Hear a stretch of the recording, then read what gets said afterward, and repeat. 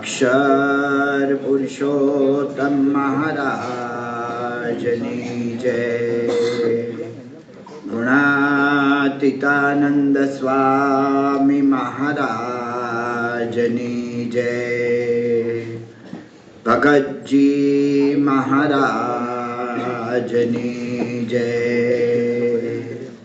शास्त्री जी महाराजनी जय। योगी जी महाराजनी जय। प्रमुख स्वामी महाराजनी जय। महंत स्वामी महाराजनी जय। सूरत अक्षरधाम महोत्सवनी जय।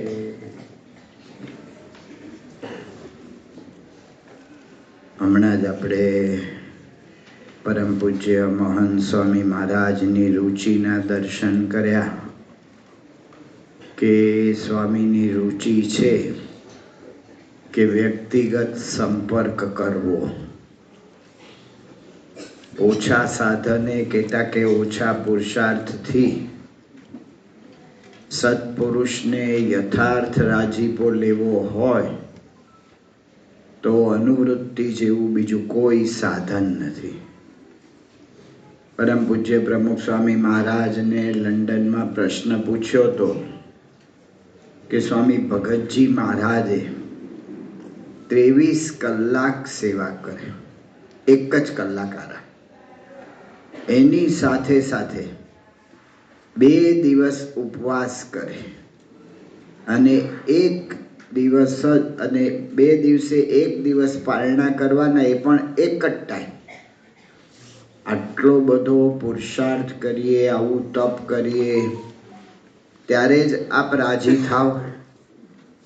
ત્યારે પ્રમુખ સ્વામી મહારાજે કહ્યું હતું કે ભગતજી મહારાજે ગુણાતીતાનંદ સ્વામીની અનુવૃત્તિ જાણીને સેવા કરી. અનુવૃત્તિ અગત્યની છે. મહારાજ એવો 23 કલાક સેવાને કે પછી તપ ત્યાગને એ બધાને પ્રધાન પણ આપે. પણ ગુણાતીતાનંદ સ્વામી વાતોમાં લખ્યું કે અનુવૃત્તિમાં બધું જ આવી ગયું છે. સાવ ઓછા સાધન કર્યા હોય પણ અનુવૃત્તિ એ જો પકડતા શીખી ગયા હોઈએ તો બધા જ સાધન એની અંદર થઈ જાય, કહેતા કે સાધના સિદ્ધ થઈ જાય. એટલે એક તો આપણે ટેવ પાડવી પડે, એક મનથી ગાંઠ બાંધી દેવી પડે કે ભગવાનને સંતે એક વખત કહ્યું એટલે કરવાનું, એટલે કરવાનું જ. આ અંદરથી દ્રઢ થઈ જવું જોઈએ કે આવા ભગવાનને, આવા સંત છે, ભગવાનના અખંડ ધારક, અને આપણે વારંવાર આ બધા દર્શન કર્યા છે અને વારંવાર આપણને પ્રતીતિ આવી ગઈ છે. હવે તો એ આજ્ઞા કરે એટલે પછી ઝંપલાવી જ દેવાનું. આ રીતે જો અનુવૃત્તિને પકડતા શીખી જઈએ, વચનને અધર ઝીલતા શીખી જઈએ તો આપણું કામ છે ને સહેજે થઈ જાય. પેલું બાળ મંડળની કેસેટ છે એમાં સ્વામિનારાયણની ગાડી છૂક છૂક ચાલે છે અને એની અંદર 3જા ડબ્બામાં ભગતજી મહારાજ બેઠા છે ને સૌને સત્સંગનું ભાથું આપે છે. તો શું આપે છે? તો ગુરુનું વચન અધ્ધર ઝીલી દેવું, હેઠું ન પડવા દેવું. તો અધ્ધર ઝીલવાની ટેવ પડી જવી જોઈએ. તો હકીકતે સાધના બહુ જ સુલભ થઈ જાય અને સહેજે સહેજે આપણને રાજીપો થતો જાય. ભગતજી મહારાજ ને સ્વામી ને બધા હાટીના માળિયા ગામમાં ગયા હતા અને ત્યાં આંબા બધા હતા. આંબાવાડિયું આપણને કોકે ભેટ આપેલું. તો સ્વામી આંબાવાડિયામાં ફરતા હતા. તો સ્વામી ફરતા હોય એટલે સંઘ આખો ભેગો જ હોય, 15, 20, 25 જણા ભેગા હોય જ. તે સ્વામી બોલ્યા કે આંબા સુકાય છે. જો સાંભળ્યું તું બધાએ, પણ ભગતજીનું તાન શું હતું? સતત ગુણાતીતાનંદ સ્વામીનું વચન શું છે, એની રુચિ શું છે? તો એમણે શબ્દ પકડ્યા. કદાચ મારા જેવાને શબ્દ પકડાય તો હું શું કરું કે સ્વામી, આ મજૂરો આપણે રાખીએ ને, મારા ઓલા પૈસા લે પણ કામ બરાબર ન કરે, એટલે મજૂર બધા હરામી થઈ ગયા છે, તે મજૂર પર નાખીએ. એનાથી વધારે બુદ્ધિ હોય તો સ્વામીને સલાહ આપે કે સ્વામી, આપણે છે ને અહીંયા એક બરાબર ધ્યાન રાખવાવાળો મૂકી દઈએ ને, તો કે છે કે મજૂર પર બરાબર ખ્યાલ રાખે ને, જો આંબાને ફરી આવે ને જોઈ લે કે આમને પાણી પાયું આને નથી પાયું, તો આપણો પ્રશ્ન કાયમ માટે ઉકલી જાય. તો સ્વામીને સલાહ આપીએ. એનાથી વધારે આગળ વધે તો સ્વામીને કે સ્વામી, તમારે વરસાદ બરાબર પાડવો જોઈએ, તો ના સુકાય. તો વચન બીજા પર નાખીએ છીએ. ભગતજીએ શું કર્યું? સ્વામીની રુચિ જોઈને પોતા પર લઈ લીધી. પૂજ્ય મહંત સ્વામી મહારાજે અમને શિબિરમાં કહ્યું હતું કે આપણે સાધના બહુ કરીએ છીએ, પણ કોઈ વાત પોતા ઉપર નથી લેતા.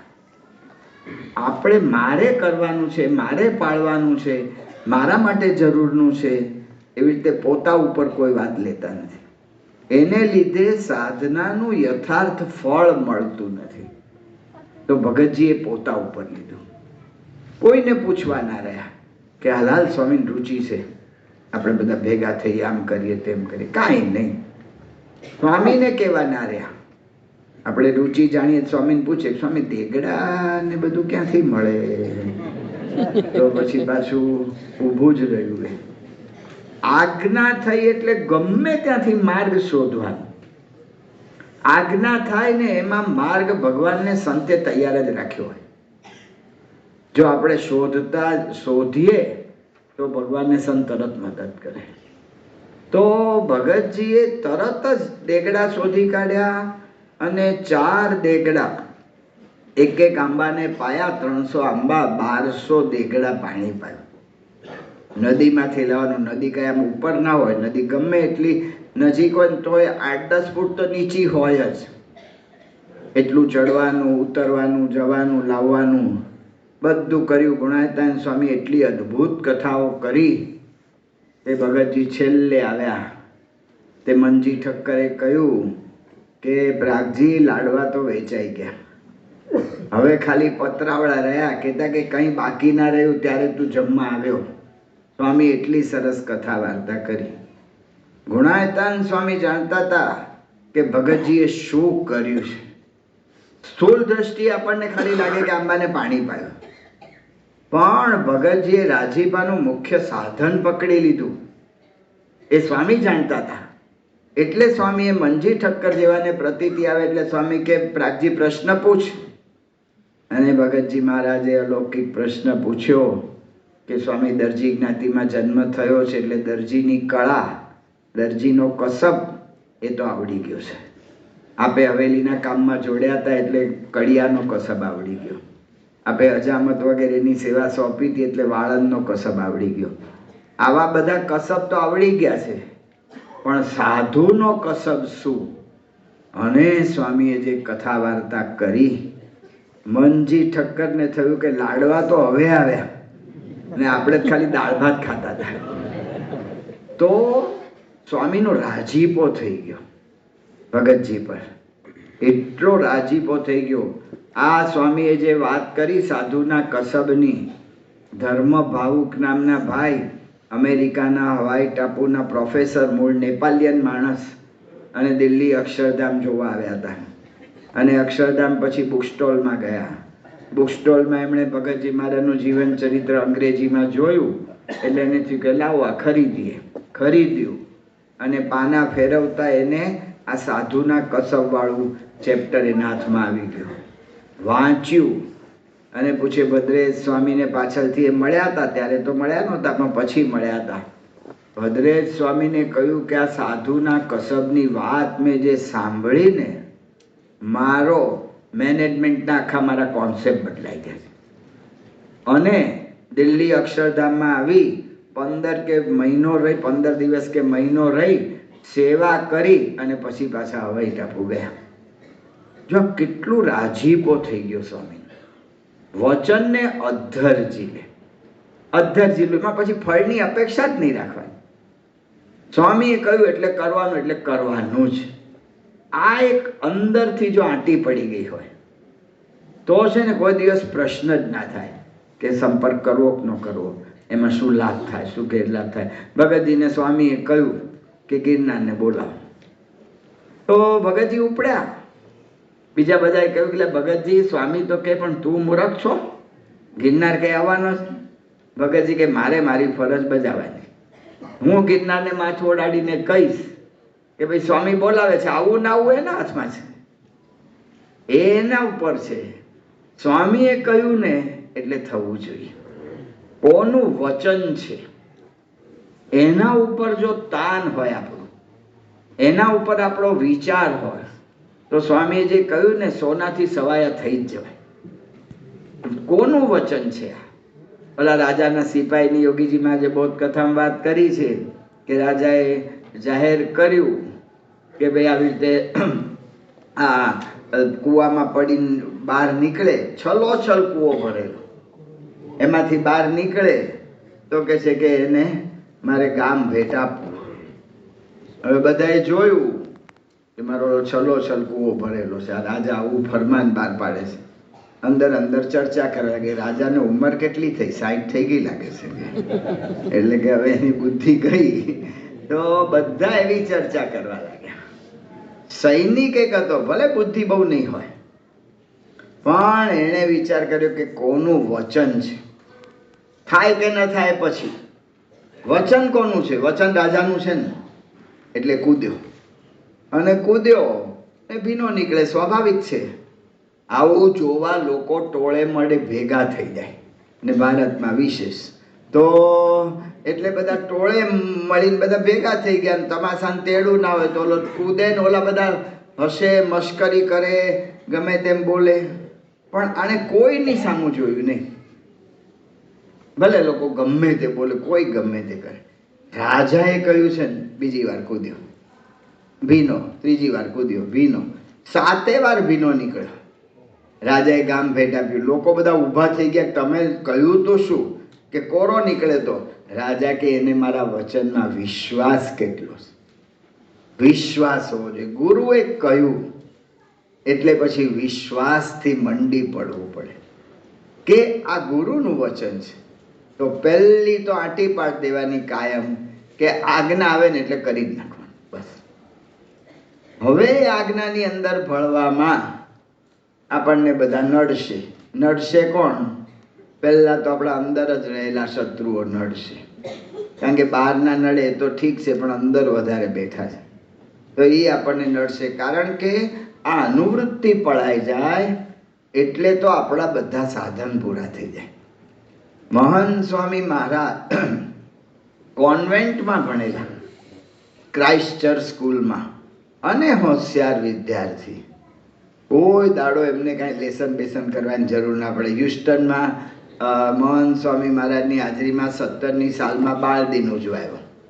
બાળ દિન ઉજવાયો તે બાળ દિનમાં મહંત સ્વામી મહારાજને ત્યાં પ્રશ્ન પૂછ્યો બાળ દિનમાં. એટલે એમ ન હતું કાર્યકરોને કે બધાને પ્રેરણા મળે એટલા માટે બાળકોને કે સ્વામી તમે લેસન કેટલા ટાઈમ કરતા, કેટલો સમય કાઢતા હતા લેસન કરવામાં? સ્વામી કે હું લેસન કરવામાં કંઈ સમય જ નહોતો કાઢતો. તો ઓલા બધા તો એકદમ પાછા પડી ગયા. સ્વામી તો સત્ય વક્તા, જરાય દંભ ના કરે. તો ઓલા બધા પછી વાળવા માંડ્યા. એટલા હોશિયાર સ્વામી કે જે બોલે ને તરત યાદ રહી જાય. સ્વામી કે મારો પહેલો, બીજો ને ત્રીજો નંબર આવેલો, કોઈ દિવસ ચોથો આવ્યો જ નથી. આટલા હોશિયાર, એટલા બુદ્ધિશાળી કહેવાય. પણ એક વખત એમણે જોયું કે યોગી મહારાજ જેવા કોઈ ગુરુ નથી, ત્યાં બુદ્ધિ બંધ કરી દે. યોગીજી મહારાજનો લાભ લેવા યુવકમાં આવ્યા હતા ગોંડલ. તે ગોંડલમાં યોગીજી મહારાજે કહ્યું કે આ લીમડો છે, આપણે ગોંડલ પહેલાં જેને જૂનું યોગી મહારાજની રૂમ, અત્યારે ત્યાં પેસેજ થઈ ગયો છે, પણ એ યોગીજી મહારાજનું રસોડું હતું રૂમની પાછળ, ત્યાં સ્વામી જમવા બેસતા. ને એનાથી થોડું નીચે ઉતરવાનું હતું ને ત્યાં લીમડાનું ઝાડ હતું. નિર્ગુણ સ્વામી પૂજારી તરીકે રહેતા, એ રૂમમાં રહેતા હતા ને એની બાજુ લીમડાનું ઝાડ હતું. તો યોગીજી મહારાજે કહ્યું કે આ લીમડાનું એક પણ પાંદડું નીચે ખરેલું રહેવું જોઈએ નહીં, એટલે કે એને વાળી નાખવાનું. જો આજ્ઞાનો હું એ વિચાર કરું, હું શું વિચાર કરું કે યોગીબાની ઈચ્છા છે કે સ્વચ્છતા રાખવી, તો દિવસમાં એકવાર વાળી નાખું. કાં તો વધારે ઉત્સાહ મને આવે તો દિવસમાં 2 કે 3 વાર વાળું. પણ મહંત સ્વામી મહારાજે આપણને શીખવાડ્યું કે શું કરવું જોઈએ. તો બુદ્ધિ બંધ કરી દીધી. આવા હોશિયાર માણસ 1લો, 2જો, 3જો નંબર આવે એ યોગી મહારાજ કહ્યું પાંદડું નીચે પડેલ ન હોય ત્યાં જ બેસી રહે. હવે લીમડા તો કેટલા પાંદડા મારવાનું, ઝીણા ઝીણા પાંદડા ખર્યા કરે. હવે જેવું પાંદડું ખરે, 2 પાંદડા ખરે ને તોય સ્વામી ત્યાં જાય, લઈને ટોપલીમાં લઈ લે કે જેમાં કચરા પેટીમાં લઈ જાય, નાખી દે, જેવું ખરે. એ વખતે યોગીજી મહારાજ 4 વખત મહંત સ્વામી મહારાજને કહ્યું કે તમારી ભગતજી જેવી સ્થિતિ કરવી છે, તમારી ભગતજી જેવી સ્થિતિ કરવી છે. અને હકીકતે આમ તો અનાદિના પુરુષ, પણ આ લોકની દ્રષ્ટિ આપણને દેખાડી. પાંદડા વાળે એમાં ભગતજીની સ્થિતિ થાય એવું કોઈ ગ્રંથોમાં લખ્યું જ નથી. બધામાં તપ, ત્યાગ, વૈરાગ ને આમ કરો ને સાધના કરો ને ધ્યાન કરો ને બીજું કરો ને ત્રીજું કરો. આ તો પાંદડા વાળવામાંથી ભગતજી જેવી સ્થિતિ કરાવી દીધી. મુંબઈમાં આપણી આગળ ઓડિયો આશીર્વાદ છે યોગીજી મહારાજના. યુવકોને વાત કરતા હશે એવું લાગે છે. યોગીજી મહારાજે કહ્યું કે જો અમારા માનદ સ્વામી તમારી જેમ જ પેન્ટ પહેરતા હતા, પણ કેવી સ્થિતિ થઈ ગઈ, ભગતજી જેવી થઈ કે ન થઈ? બોલો, થઈ કે ન થઈ? એમ બધાને વાત કરી. હું ગોંડલની અંદર યોગીજી મહારાજ કથા કરતા હતા, એમાં કંઈક સંદર્ભમાં ભગતજી મહારાજની વાત આવી હશે અને સિટી કાકા સામે બેઠા હશે, આપણે કદું ઓડિયો છે. અને યોગીજી મહારાજ કહ્યું કે સિટી, એવી ભગતજીના, એવા ભગતજીના દર્શન કરવા હોય તો મુંબઈ જવું પડે. અમારા માનદ સ્વામીની એવી સ્થિતિ છે. તો જો આ થઈ ગઈ સ્થિતિ, ખાલી અનુવૃત્તિ પાળવામાં આવો લાભ થાય. એટલે આ લાભ માટે આપણે પ્રયત્ન કરશું એટલે માયા તરત આ એની પાછળ આવશે. ગુણાશ્રય વાતમાં લખ્યું કે માયા તો પેટ કૂટે છે જે મારા હાથમાંથી ગયો. આપણે ભગવાન ભજવા, આ કાર્ય વ્યવસ્થિત કરવા પ્રયત્ન કરીએ ને એટલે માયા વચ્ચે આવે ને આવે જ, કે ગમે એમ કરીને આને પાછો પાડીએ. કારણ કે જો કાર્ય બરાબર આજ્ઞા પ્રમાણે થઈ જશે તો અમારા હાથમાંથી ગયો આત્મારૂપ થઈ જશે, બ્રહ્મરૂપ થઈ જશે, એટલે વચ્ચે આવશે. એટલે એક વખત આંટી પાડીને કામ શરૂ કરીને પછી ખ્યાલ રાખવાનો છે કે બુદ્ધિ એમાં આડી આવશે અને બુદ્ધિ આપણને 1000 પ્રકારના વિચાર કરાવશે આપણને કે આમ કરું, તેમ કરું, ફલાણું ઢીકણું, આ શું જરૂર છે, આની અંદર આમ છે, તેમ છે. પણ આપણે તો એક સત્પુરુષના વચન પર. પ્રમુખ સ્વામી મહારાજ પાસે બોચાસણમાં એક વખત મીટિંગ થઈ હતી. વચનામૃત રહસ્ય પુસ્તક છે એ પ્રકાશિત કરવાનું તો એ અંગે બધી વાતોચીતો ગોષ્ઠી બધી થઈને પછી નિર્ણય સ્વામી આપ્યો કે આ રીતે ભલે મોટું થયું છે વચનામૃત રહસ્ય, પણ એને આપણે છાપી નાખો જેનાથી બધાને નિષ્ઠા ને એનું બધું જ્ઞાન થાય ને બધી વાતો થઈ. આ વાત કરીને સ્વામી રૂમમાં પધાર્યા. રૂમમાં થોડાક સંતો હતા. સ્વામી કે આ બધી આપણે વાત કરીને જરૂરનું છે એ કરવાનું, પણ સ્વામી કે મુખ્ય તો આ સત્સંગ જે આગળ વધ્યો ને થયો છે ને એ શાસ્ત્રીજી મહારાજ ને યોગીજી મહારાજના વિચરણ અને પધરામણી અને બધાને મળવાથી થયો છે. આ સત્સંગ એનાથી થયો છે. આ નિષ્ઠા એ કાંઈ આપણે ફોન ઉપર વાતો કરીને કોઈને નાખી ના શકીએ, એ કાંઈ સોશિયલ મીડિયાનો ઉપયોગ કરવાથી ના થાય કે ખાલી, કારણ કે આપણો સત્સંગ કેવો છે, આપણે ખાલી વાતો કરીને છૂટા નથી પ્રજાનું, બહાર તો વાતો જ વાતો. એ કથામાં 50,000 લાખ જેવા માણા ભેગા થાય ને કથા પૂરી થઈ પછી ઓલા કથાકાર કહેતા કે વક્તા ને શ્રોતા એને કાંઈ લેવા દેવા નહીં. અને બધી વાતો મોટી મોટી બધી. શ્રીમદ ભગવદ્ ગીતામાં કહું યામ ઇમામ પુષ્પિતામ વાચ, ફૂલ જેવી કોમળ ને આમ રંગબેરંગી રંગની દેખાય ને આમ સુગંધી દેખાય એવી બધી વાતો હોય. રાતોની પાછળ કશું જ એનો અનુભવની વાત નહીં. એક કથા સાંભળી હતી અને કંઈક સુદામાની વાત કરતા હશે આખ્યાનમાં કંઈ, અને સુદામાની વાત કરીને સુદામાના તાંદુળ, મારે સુદામાના તાંદુળના ખેતરો ઊભા કરવા છે અને શબરીના બોરના વન ઊભા કરવા છે. વાતો બધા રાજી થાય કે ઓહો હો, હું તાંદુળ, કયા ખેતર ઊભા થયા, કયો બોર ઊભું થયું, શું અનુભૂતિ થઈ? ખાલી વાતો. આપણી વાત એવી નથી. આપણી વાત એવી છે ને કે એને અનુભવ થાય છે. નિષ્કાન સ્વામીએ કહ્યું કે પ્રગટ વાતો પ્રગટ વર્તમાન રહે, પ્રગટ ભક્ત પ્રગટ ભગવાન રહે, નથી ઉધારાની એકે વાત રહે, જે જે જોઈએ તે સાક્ષાત. હું કરું અને એનો અનુભવ, રોકડો અનુભવ. તમારો ધર્માદો લઈએ કે ભાઈ લાવો કે રવિ સભામાં મારે નામ બોલજો, તો કે બતાવો પહોંચ, તમે આપી આવ્યા છો રકમ, ત્યારે બોલે મારા વાલાને, તો બોલે નહીં. તો રોકડો ધર્માદો લે. અને પછી કલ્યાણ, તો કે હું આપો છું. એટલે ભાઈ કલ્યાણ ઉધાર રાખવાનું. જો રોકડો ધર્માદો લો ને કલ્યાણ ઉધાર, અહીંયા એવી વાત જ નથી. રોકડો ધર્માદો એમ રોકડું કલ્યાણ. રોકડી વાત અનુભવ થાય. આ હકીકતે અનુભવ થઈ શકે એવી વાતો આપણી આગળ છે. અને એ અનુભવ એટલે સ્વામીએ કહ્યું કે આ નિષ્ઠાથી, અને એ વાત વ્યક્તિગત સંપર્કથી થાય. પરમહંસોએ શું દાખલા કર્યા છે. એક એક જણને આપણે ગાંધીનગર અક્ષરધામમાં જોઈએ છે, ઓલા બે હાથ આમ ઊંચા કરેલા છે અને એના ઉપર આમ થાળી જેવું છે ને એની પર ઓલો કાચનું ઢાંકી રાખ્યું ને તમારા જેવા બધું અખડ ડખડ કરીને તોડ નાખે. એટલે ઓલા અડધા ગોળા કર્યા છે બધા કાચ ઓલા પ્લાસ્ટિક નાખે એના, અને એ બધું મૂક્યું છે ને એની અંદર આપણે જોઈએ છે કે પરમહંસોએ આખો સમાજને ઊંચો લીધો. પણ કેવી રીતે લીધો? તો એમણે લુહાર હોય, એની કોઢ હોય, કોઢમાં જઈને ત્યાં ઓલો લોઢું ટીપતો હોય ને કથા કરી, મિસ્ત્રી લાકડું ઘડતો હોય ને કથા કરી. અહીંયા જ ખાંભળા ગામની અંદર ઓલા ખેડૂતને વાત કરવા ગયા કે ટાઈમ જ નથી મારી પાસે, મારે કોષ હાંકવાનો છે ને પાણી પાવાનું છે ખેતરમાં. તો પરમહંસો એવા કે ચાલો હું કોષની હારે હાલીશ. એ કોષ લઈને કોશીઓ આગળ હાલે, એની હારે જતા જતા વાત કરે, પાછો કોશીઓ આવે એની હારે વાત કરે, પાછો વાત કરે. તે મારો વાલો એવો માણસ હશે વિચિત્ર, કંટાળો આવી ગયો તો એણે ઓલા બળદને જે આર ખોસવાની હોય એ સાધુના ઓલામાં ખોસી અહીંયા કેડે, અને એવી જગ્યાએ ખોસાઈ ગઈ તો ઓલા સાધુ બિચારા પડી ગયા, મૂર્છા આવી ગઈ. તો ઓલાને દયા નથી, તો આગળ આગળ હાલી ગયો મારો વાલો. પરમહંસ થોડા 5-10-15 મિનિટે ઉઠ્યા, પાછા ઓલાને વળગ્યા કે ભાઈ સાહેબ ભગવાન ભજી લે, અત્યારે ભગવાન પ્રગટ થયા છે સ્વામિનારાયણ રૂપે, તું એનો લાભ લઈ લે. ઓશિયાને એમ થયું કે હું આટલું કરું છું તોય આ મારો કેડો છોડતા નથી, તો એને સત્સંગ થઈ ગયા.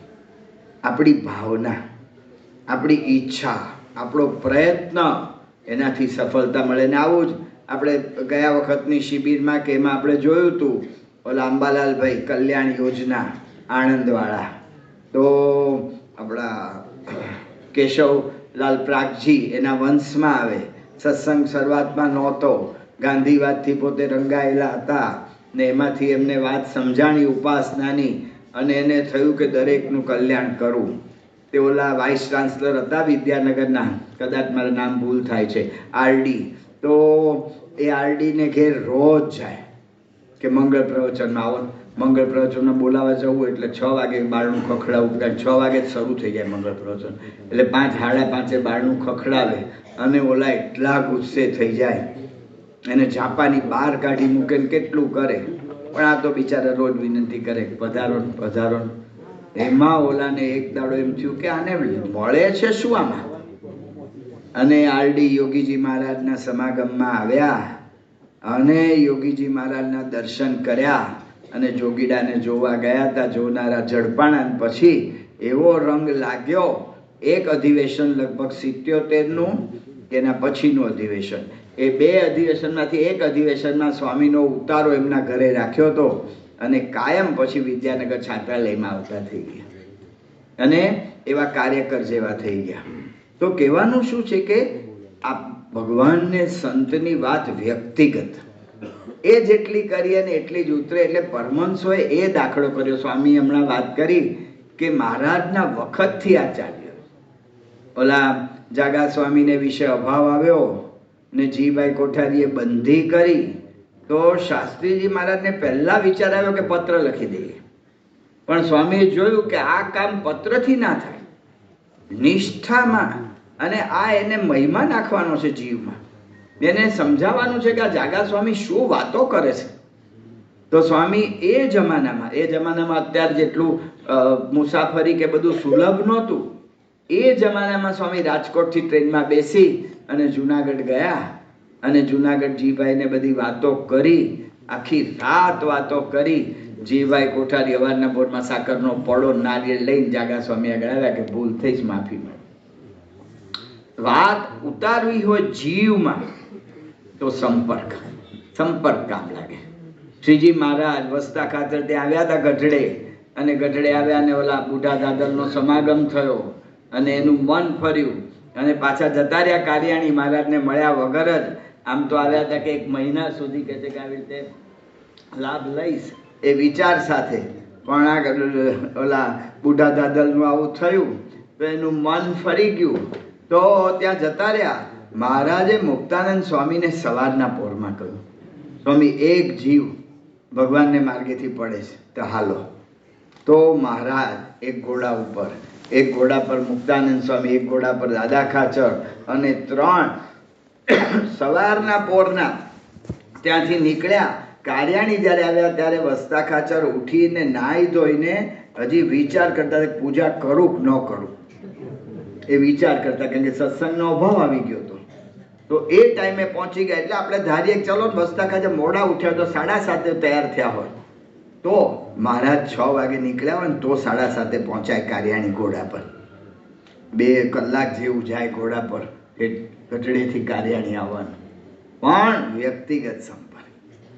મહારાજે એમના વિચાર કર્યો કે હાલો પત્ર લખી દઈશું, ભાઈ તમે સત્સંગમાંથી કેમ પડી ગયા છો આમ તેમ. વ્યક્તિગત સ્વામી મળ્યા એટલે વ્યક્તિગત સંપર્ક. દોલતરામ કૃપારામ પંડ્યા એના જીવમાં શાસ્ત્રીમાનો મહિમા હતો. કારણ કે વડતાલના 2000 ત્યાગીમાં શાસ્ત્રીજી મહારાજ જેટલા કોઈ વિદ્વાન નહોતા.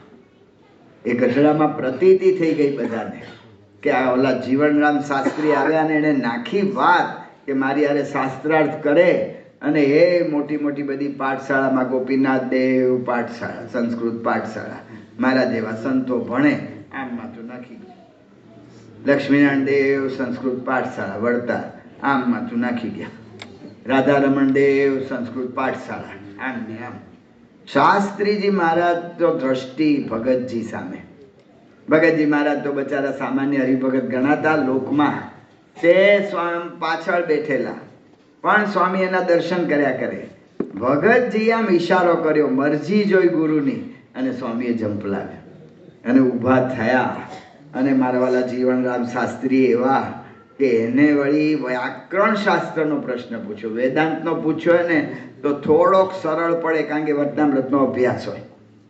પણ આ તો વ્યાકરણનું નામી સૂત્ર, હું એ કંઈ નામી સૂત્ર જાણતો નથી પણ આ વાત સાંભળેલી કરું છું. તો નામી સૂત્ર પર પ્રશ્ન પૂછ્યો અને તડાફડી થાય શાસ્ત્રાર્થમાં, સંસ્કૃતમાં બોલવાનું હોય. અને સ્વામીએ જે જવાબ આપ્યા ને, જીવનરામ હાથ જોડી ગયા. અને એ વખતે સ્વામીના ગુરુ રંગાચાર્ય બોલ્યા, અસ્મિન સંપ્રદાય એકમેવ. એનાથી દોલતરામ કૃપારામ પંડ્યા જે નડિયાદના સાક્ષર કહેવાતા, નડિયાદની અંદર ગોવર્ધનભાઈ ત્રિપાઠી ને બધા સાક્ષરો, એની હારે આ દોલતરામ કૃપારામ પંડ્યાનું નામ હતું. એવા ભણેલા વિદ્વાન પંડિત કહેવાતા. એમણે શાસ્ત્રીમાનો સમાગમ કરેલો. પણ સ્વામી નીકળી ગયા પછી બધાએ સમજાવ્યું કે સ્થાન ભ્રષ્ટાન શોભંતે દંતા કેસા નખા નરા. સ્થાનથી ભ્રષ્ટ થાય ને એટલે કોઈ શોભે નહીં. દાંત મોઢામાંથી પડ્યો એટલે ફેંકી જ દેવાના. નખ ભલે નેલ પોલિશ કર્યા કરતા હોય પણ કાપ્યા એટલે ફેંકી જ દેવાના. વાળને ભલે શેમ્પુ લગાવ્યા કરતા હોય પણ કાપ્યા એટલે પછી એને લેવાય જ નહીં. એમ આ શાસ્ત્રી યજ્ઞ પુરુષદાસજી વડતાલથી નીકળ્યા એટલે પૂરું થઈ ગયું. ત્યાં નડિયાદ સ્વામી પધારેલા ત્યારે દોલતરામ કૃપારામ મળ્યા સ્વામીને. સ્વામીને પૂછ્યું કે તમે આવા સાધુતાવાળા આવા વિદ્વાનને તમારે નીકળવાનું પ્રયોજન શું? અને નિષ્ઠાની વાત. સ્વામી મધ્યના 21થી શરૂ કર્યું, વડતાલ 5 વગેરે સમજાવ્યા. દોલતરામ કૃપારામ પંડ્યા બોલી ગયા કે સ્વામી આજે તો તમે અક્ષર પુરુષોત્તમ મહારાજની મૂર્તિ પધરાવો છો, પણ ભવિષ્યમાં તમારા ભક્તો તમારી સોનાની મૂર્તિ પધરાવશે. આ વ્યક્તિગત સંપર્ક. નિષ્ઠા કરાવવાની હોય ને વ્યક્તિગત સંપર્ક. ઓલા પાછા પડી ગયા અંબા શેઠ, તો મુક્તાનંદ સ્વામી ગઢાડી ગયા ત્યારે મનનું સમાધાન થયું.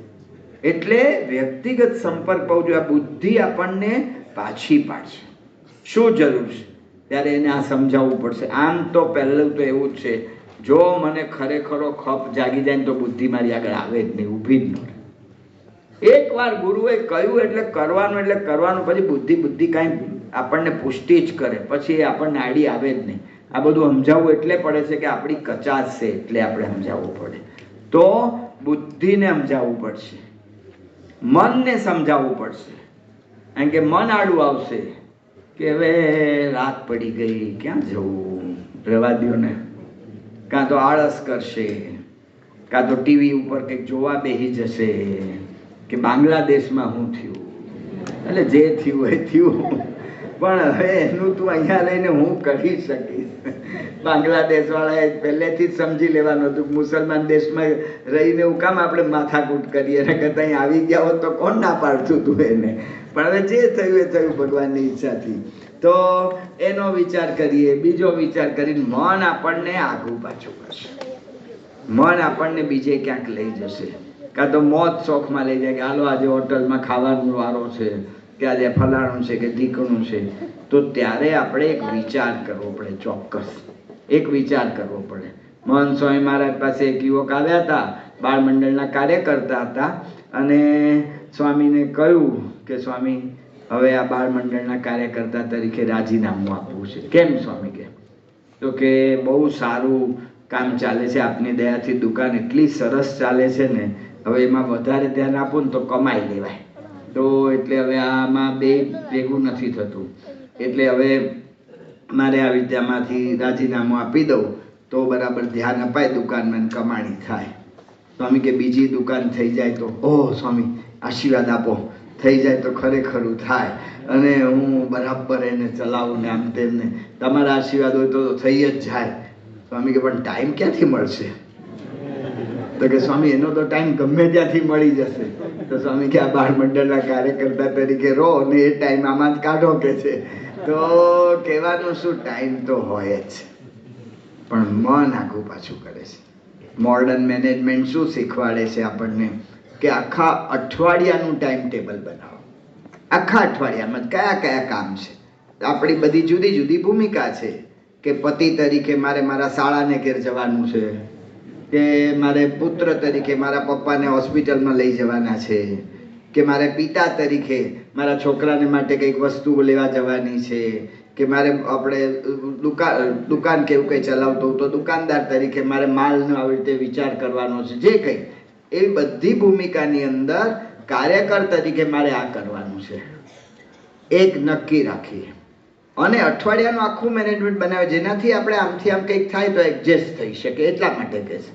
અને એની અંદર ચોક્કસ એક વાર જો કરી નાખીએ ને, આ વારે તો મારે વ્યક્તિગત સંપર્ક કરવો છે એટલે કરવો જ છે. ક્યાં બહુ ઝાઝાને કરવાનું છે, 2 જણને કરવાનું છે, 15ને કરવાનું કાંઈ કહેતા નથી. ઓલા લોકોએ કર્યો ત્યાં હમણાં તો કોઈ 15નું કરવાનું કહેતા નથી, 2નું જ કહે છે. તો 2નો સ્વામીએ જો કહ્યું, 3 પગથિયા સ્વામીએ દોર્યા અને આપણને સમજાય તો સ્વામી કેટલી કૃપા કરે છે. એમને સમજાઈ જવું જોઈએ. ભગતજીને તો સ્વામી એમને જ બોલ્યા હતા, પણ મારો એટલો ખપ નથી, એટલી મુમુક્ષુતા નથી.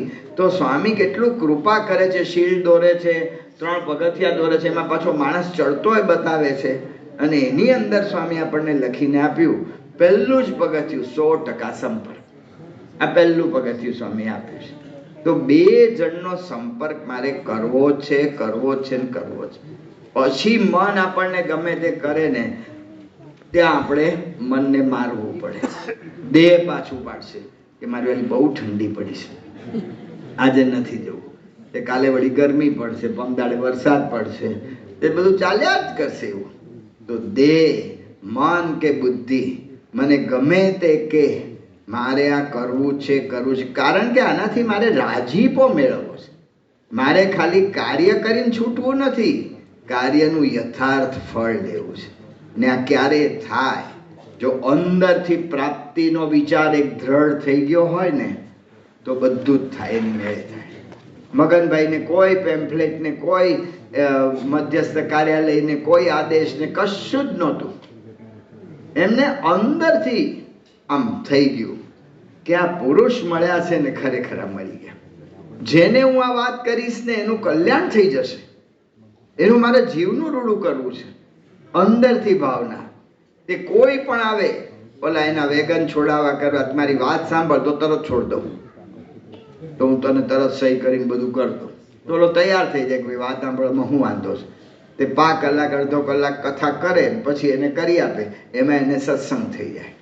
પણ અંદરથી તો પ્રાપ્તિનો એક તો વિચાર હોય, રાજીપાનો વિચાર હોય, ધ્યેયનો વિચાર હોય, મારે મારા જીવનમાં શું કરવું છે, જો આ સ્પષ્ટતા હોય તો આ વાતમાં કોઈ દાડો વાંધો જ ના આવે. એટલે આપણને એવું લાગે છે કે વ્યક્તિગત સંપર્ક દ્વારા સત્સંગનો પ્રચાર કરવા માગે છે કે સત્સંગ આગળ વધારવા માગે છે, એ તો મોટા પુરુષ ધારશે ને તો ગમે તેના દ્વારા ગમે ત્યારે કરી નાખશે. મોટા પુરુષ ધારે ને ગમે તેનામાં શક્તિ મૂકી દે, ગમે તે થાય. તો એક વાત કરીને પૂરું કરું. રાજકોટમાં આપણી જન્મ જયંતિ હતી અને બાપાનો દરવાજો કરવાનો. આપણે તે દરવાજાની 3 કમાન તૈયાર થઈ ગયેલી લોખંડની, અને ટ્રેક્ટરમાં લાવ્યા. ત્યાં ટ્રેક્ટરમાંથી ઉતારવાની હતી. તે બધા હરિભક્તો 25-30 સ્વયંસેવકો હતા. એને જોઈ કે મારું આલું આ તો ઉતારવા જઈએ એમાં કેળ દુખી જાય, કંઈક મણકો ખસી, ગાદી ખસી જાય, અને આ તો કાયમિક દુઃખ થઈ જાય. તે ઓલા ટ્રેક્ટરવાળાને કે ઊભો રહે કે ભાઈ હાઇડ્રો બોલાવો. હાઇડ્રો એટલે એક જાતની ક્રેન છે, તો કે એ બોલાવો કે છે. ને એને બોલાવીએ. હવે એમાં ટાઈમ બહુ જવા માંડ્યો. ટ્રેક્ટરનો ડ્રાઈવર કંટાળ્યો. એ કે ભાઈ આ તમારે ઉતારવી તો ઉતારો, મારે પછી બીજે જવાનું છે, એટલે ઝટ કરો. તો કે પણ અમારે આ કેવી રીતે ઉપાડવીને હાઇડ્રો બોલાવ્યો છે ને આવે છે ને આમ ને તેમ. એ કે તમે જે કરવું એ કરો. એક વાત હું તમને કરું કે આ કમાન છે ને ટ્રેક્ટરમાં ચડાવી છે બહેનોએ. બધા કે અમે ઉતાર નાખશું, કોઈને કહીશ નહીં તું હવે આ વાત. મોટા પુરુષ ધારશે ને તો ગમે તેના દ્વારા કામ કરાવી નાખશે. એટલે આપણે એમ ધારીએ છીએ કે આપણે સત્સંગ પ્રચારના કામ માટે વ્યક્તિગત સંપર્ક કરવાનો છે. વાત જ કોન્સેપ્ટ જ ખોટો છે. મારા જીવમાં પ્રાપ્તિનો વિચાર દ્રઢ થાય, મને રાજીપાનો વિચાર દ્રઢ થાય, મારો ધ્યેયનો વિચાર સ્પષ્ટ થાય, એના માટે જ આ વ્યક્તિગત સંપર્ક છે. તો મારે મારું ઘડતર આ બરાબર આજ્ઞા પાડીને કરી લેવું છે, એવી આપણા જીવમાં આંટી પડી જાય. મહારાજ સ્વામીને પ્રાર્થના. શ્રી સ્વામિનારાયણ.